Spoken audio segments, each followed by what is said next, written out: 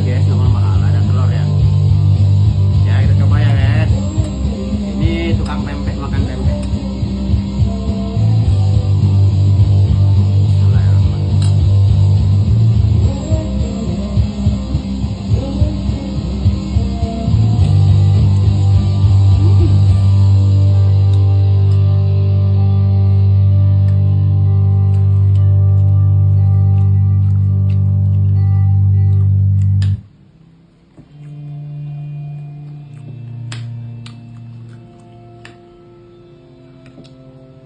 Porsi kenyang ini guys.